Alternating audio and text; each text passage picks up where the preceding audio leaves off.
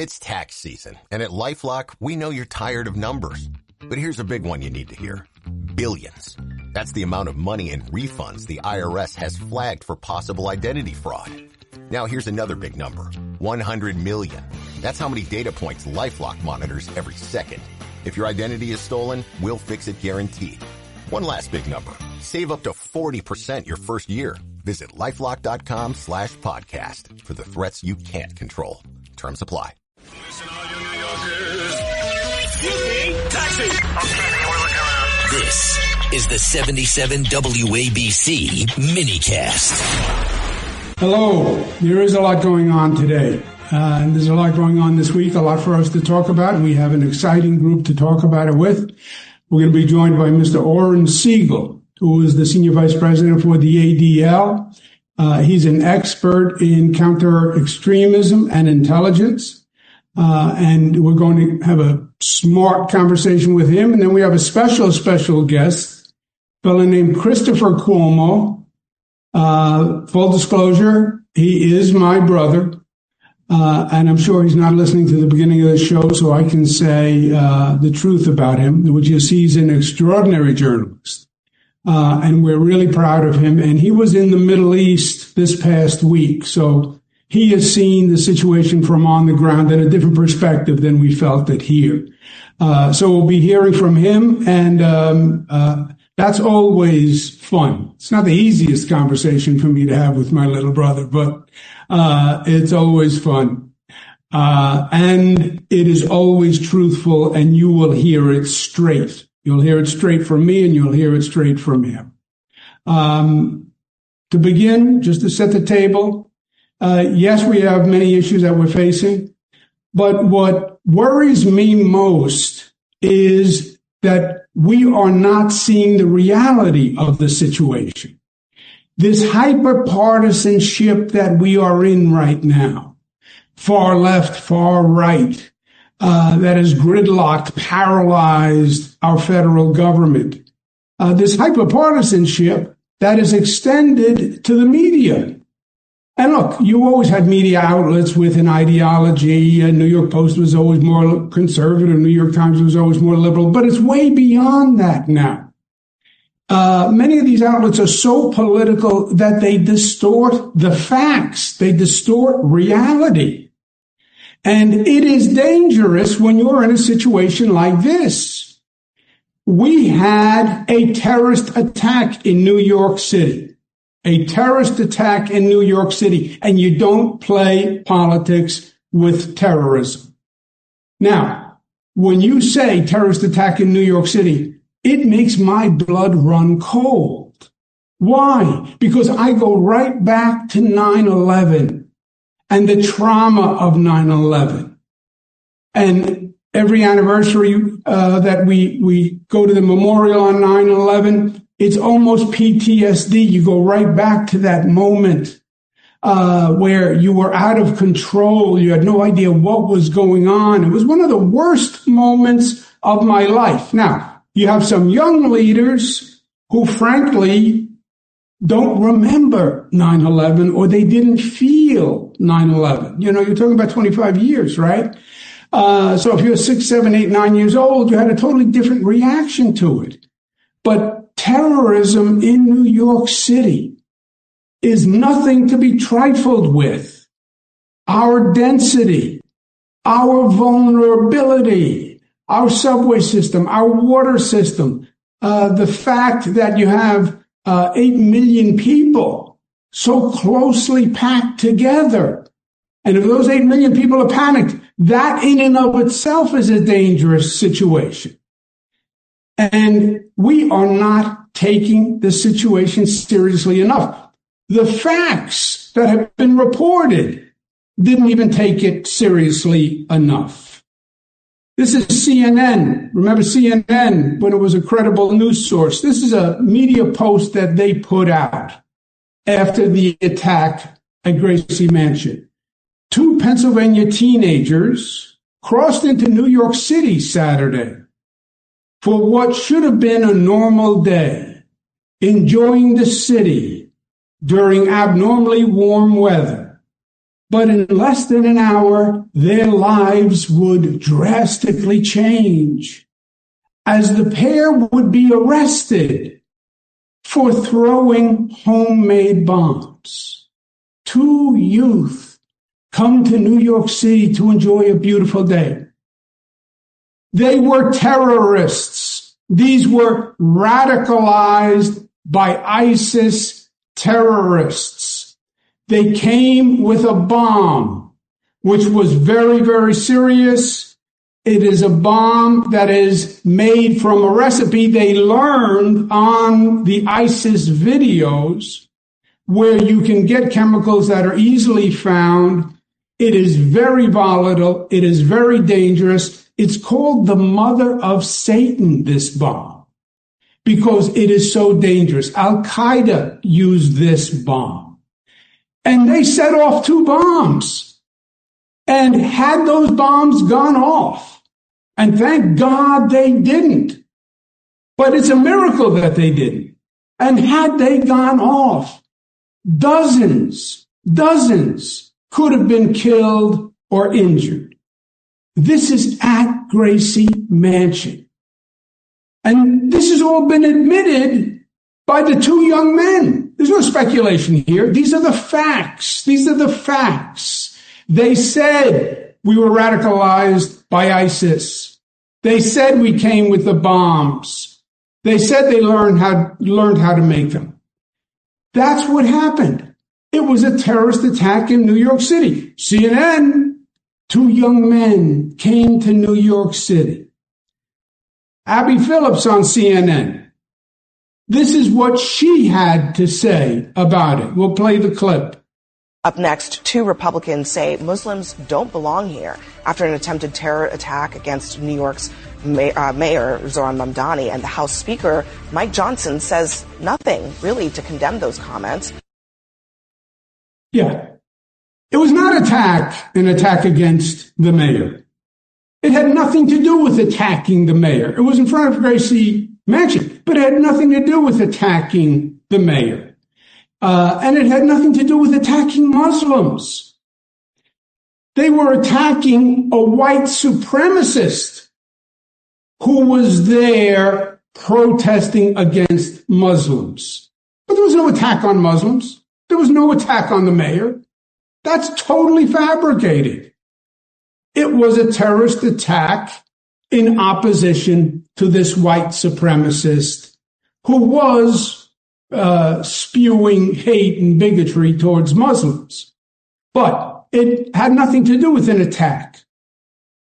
They then had to fix that, CNN.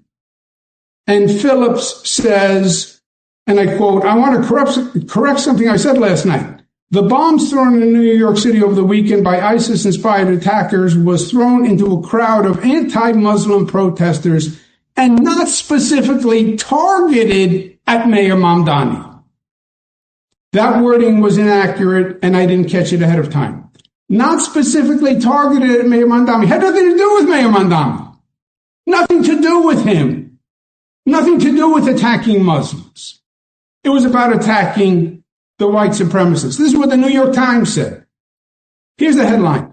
Smoking jars of metal and fuses thrown at protest near mayor's house. Smoking jars of metal and fuses. You know what you call a smoking jar of metal and fuses? It's called a bomb. It's not called a smoking jar of metal and fuses. It's called a bomb. That's the reality of the situation we're dealing with. And this is what the mayor himself had to say about it. We'll run the clip.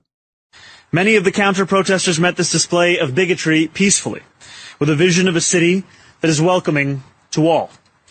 But a few did not. Two men, Amir Balat and Ibrahim Qayyumi, traveled from Pennsylvania and attempted to bring violence to New York City. Yeah. They were not two young men who attempted to bring violence. They were two terrorists, admitted ISIS radicalized terrorists who brought bombs. Say the words. Say the words so New Yorkers know what they're dealing with. No more politics. Say the words. Tell New Yorkers the truth. Tell New Yorkers the reality. We are at war with Iran. Iran, for 40 years, had said death to America, death to Israel. Iran funds terrorist groups. It has for 40 years.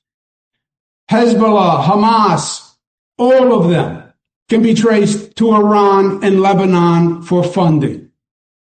And we are at war with them, and Israel is at war with them. And one of their offenses is terrorism. And we know that. Once you say that we're dealing with terrorists in New York City, then you automatically say, we have to get ready, we have to get prepared, we have to be on high alert.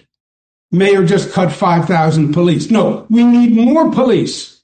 We don't need social workers.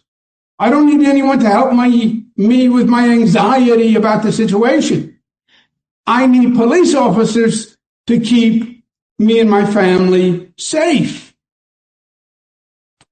It's a terrorist threat, and it's going to continue as long as the war with Iran continues. So prepare for it.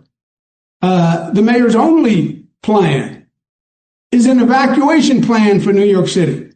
It's called his tax plan, where he raises taxes on everyone. So everyone will leave the city. He started with raising taxes on the rich. That's what he said in the campaign. Now he wants to raise taxes on the rich and everybody else. 9% property tax increase on homeowners in New York City. Raise the estate tax. So you can't afford to die in New York and you can't afford to live in New York. One story got it right.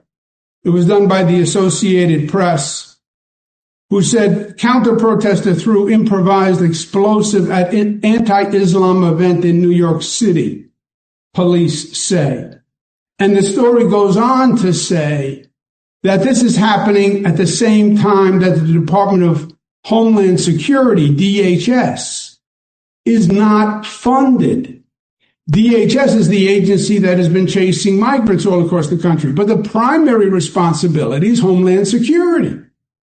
And that is the agency that is currently not funded in the Washington shutdown. New York Post has a story that says the DHS was offering a course to first responders on how to detect and defuse a bomb. And that course was taken down by lack of funding. That's how ludicrous this situation is. We haven't acknowledged the facts for what they are. This was a frightening terrorist attack. We're at war with Iran. We should expect and prepare for more, because that is the nature of the beast. And at the same time, the mayor cuts our police force 5,000, and the Department of Homeland Security isn't funded because of the Washington debacle. That, my friends, is a perilous situation, and that's where we are. This is also happening at a time of growing anti-Semitism. As we know, month of January, anti-Semitic attacks increased 182%. 182%. Just think about that, month of January, before the Iran war. Why has anti-Semitism been exploding? We heard it in the mayoral campaign. I was in it. I don't know if you noticed. I wasn't successful. But the anti-Israel rhetoric in the campaign, where candidates, including the mayor, would not disown the statement, globalize the intifada, which means kill the Jews, where the mayor admitted being a friend and associate of a fellow named Hassan Piker, who said America deserved 9/11. And he would not disassociate himself from that person. That's where the anti-Israel fervor that we're now seeing continue to grow, that's what was birthing it. That was fanning the flames. So am I shocked that anti-Semitism has continued to increase? No, I'm not surprised at all. And then on top of it, you have the war with Iran. Israel is at war with Iran. That brings more attacks against Jewish people, not just in New York, not just across the country, but literally worldwide. Michigan, Amsterdam, Rotterdam, literally all across the world. That's where we are. That's where we are. To my friends in the Jewish community, I say we all have to wake up to this reality, and we all have to act. We, the people, have to act. Well, the political leaders should act. Today, all too often, political leadership is an oxymoron. Politicians will follow the people.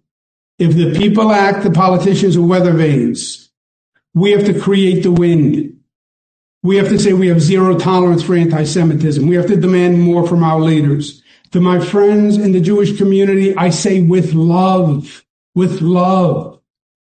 We have to do more. We have to organize more. We have to be more active. We have to be more defiant.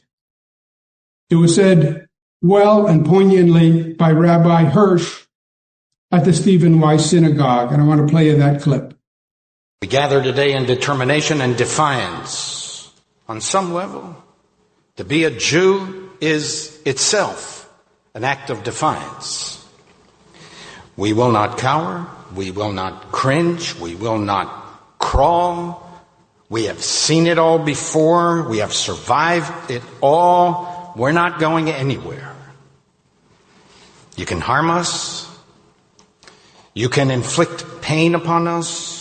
You can kill some of us, but you cannot destroy us. We must grapple seriously with this phenomenon of anti-Semitism, not only for the sake of the Jews, but for the sake of America. Well said, Rabbi Hirsch. One last point, and then we're going to take a break and we're going to come back with a special guest. To my friends in the Jewish community who are anti-Israel, why? Because they oppose Israel's policy towards Gaza. They oppose the policies of Benjamin Netanyahu. Beware and be careful that you are not empowering people who are anti-Israel because they are anti-Semitic. There are many people who are anti-Israel, but not because they oppose Israel's policy vis-a-vis Gaza. Anti-Semitism existed long before. There was anti-Semitism in the Greek Empire, in the Roman Empire. There was anti-Semitism, obviously, that brought us to the hell of the Holocaust. It had nothing to do with the policies of Israel because Israel didn't exist. It was because people hated Jews. That's what it was. And for many, that is still what it is. So when we say we're anti-Israel, make sure that we are not including or covering people who just hate Jewish people and want to see Jewish people killed. We'll take a break. When we come back, someone who really knows what they're talking about on this topic, Mr. Oren Siegel from the ADL.